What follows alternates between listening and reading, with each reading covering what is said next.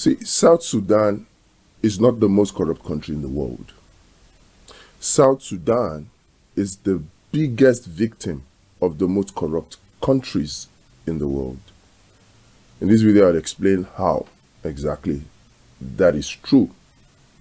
But before I do that, I must first of all admit something. First of all, South Sudan leaders, South Sudanese politicians are, of course, the most stupid and the dumbest.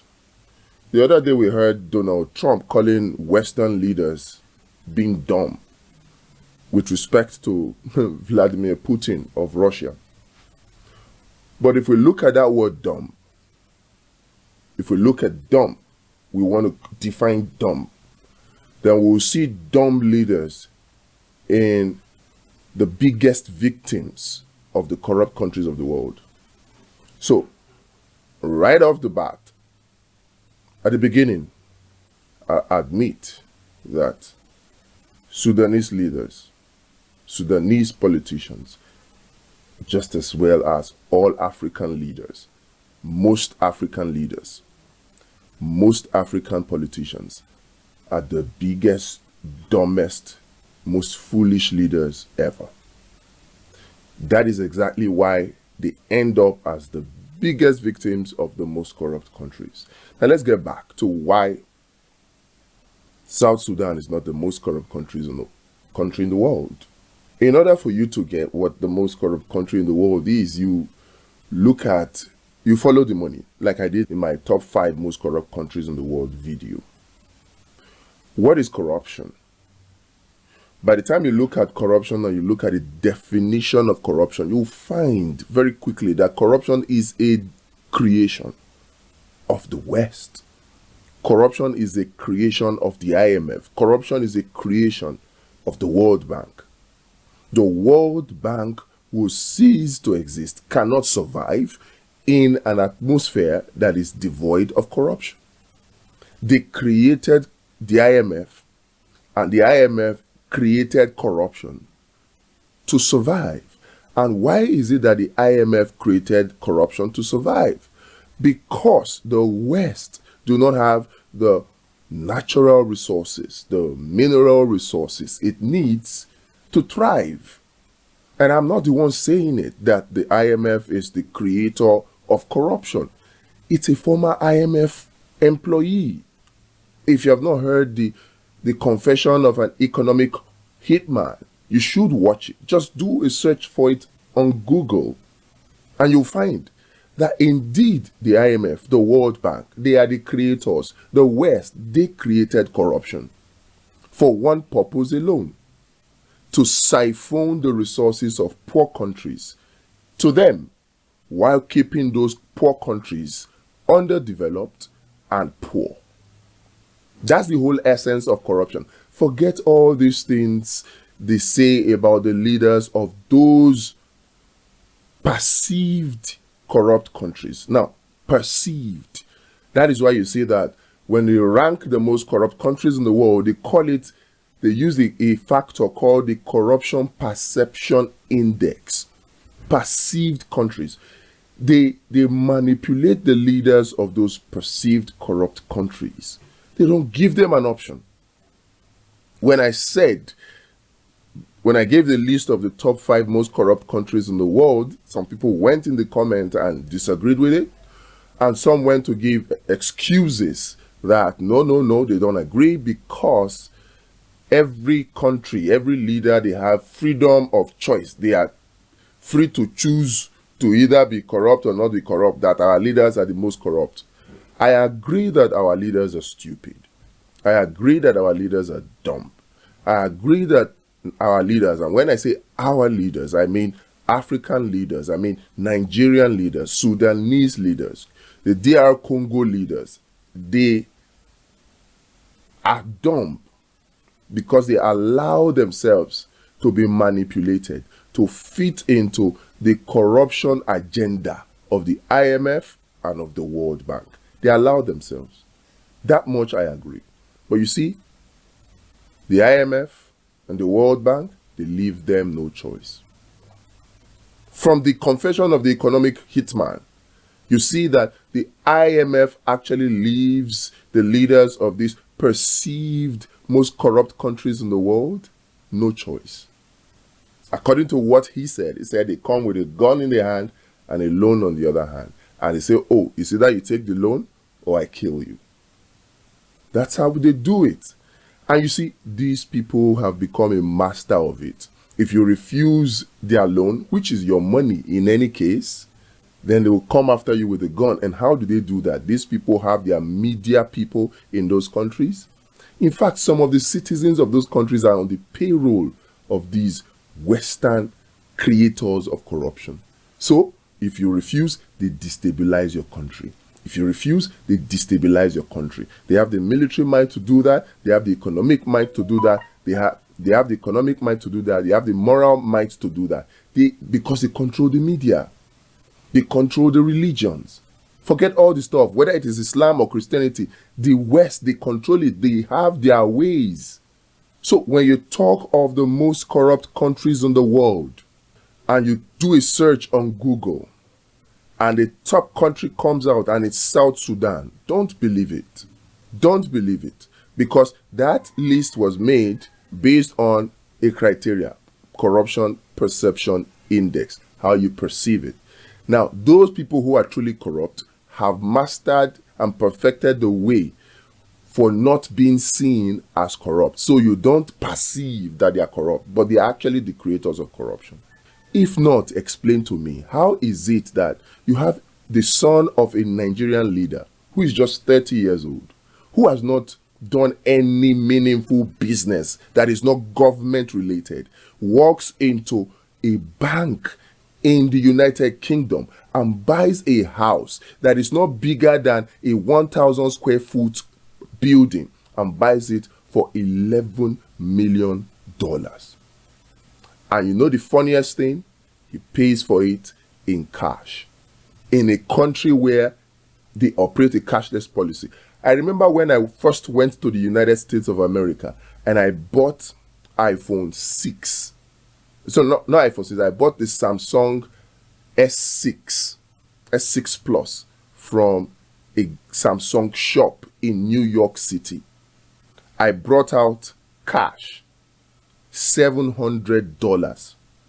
Everybody in the shop was looking at me. First, nobody buys such things in cash in America. Second, I was paying for it with $100 bills. Many of the people in the shop, some were 30 years old, some were 40 years old, they have never seen $100 bills in their whole life. Go to America, before you see a $100 bill, it is hard. That is how cashless they operate. Then somebody walks into the United Kingdom, 30-year-old, and buys a house in cash. What? And you say the system is not corrupt? I remember another time I was in the US. I went into a shop. It's, what do you call this shop? B&H. B&H, also in New York. I was in B&H shop and I bought things worth $20,000. So I decided I couldn't pay in cash. So I brought out my card to pay for it with my card, my dollar card.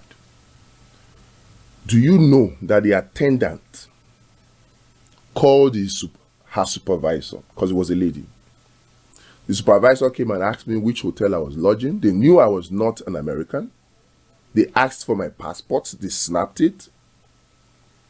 They probably called the police because security came. They asked me my hotel. They called my hotel. They asked for my room number. I was not paying in cash. I was paying for less than $20,000 worth of camera equipment and gear in B&H in New York City. And they subjected me to all manner of ridiculous checks. Ridiculous. Whoever tells you that America is the land of the free is joking. You are freer in Africa than you are anywhere in Europe or in the America. But that's a discussion for another day.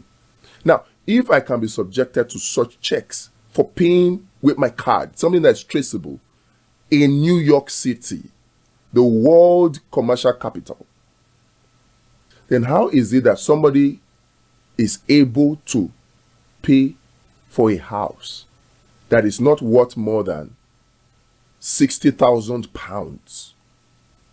That house, you see the house, do a search of the house that Seyi Tinubu bought in the UK for £11 million. That house is not worth more than £60,000. And then he pays 11 million for it. And then there's a bank, the Dutch bank, collected that money cash. They're supposed to report it. They're supposed to report it. Like you go to a Nigerian bank and you want to deposit more than 10 million naira, the bank is obligated to call EFCC to report it. They're supposed to report it. Who did they report it to?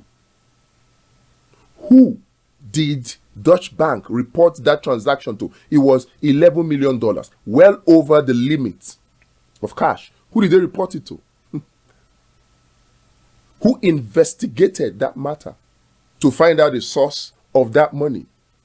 No. They won't investigate it. They won't stop the money from flowing to them. Why?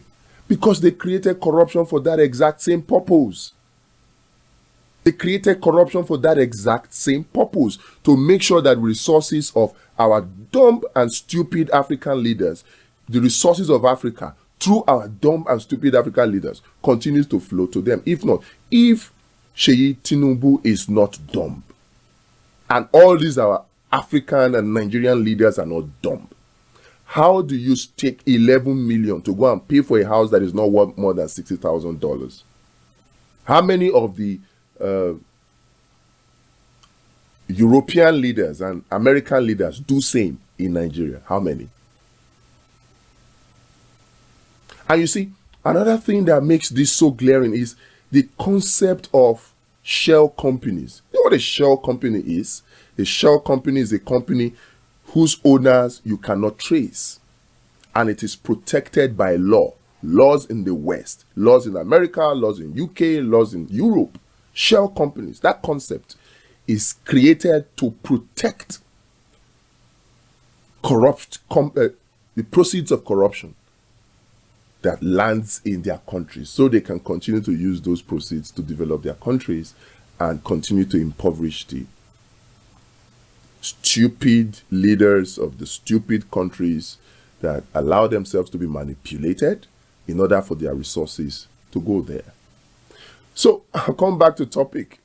South Sudan is not the most corrupt country in the world. None of the African countries are the most corrupt countries in the world. I agree, their leaders are dumb. Their leaders are maybe stupid. But they are left no choice but to be corrupt and to be stupid.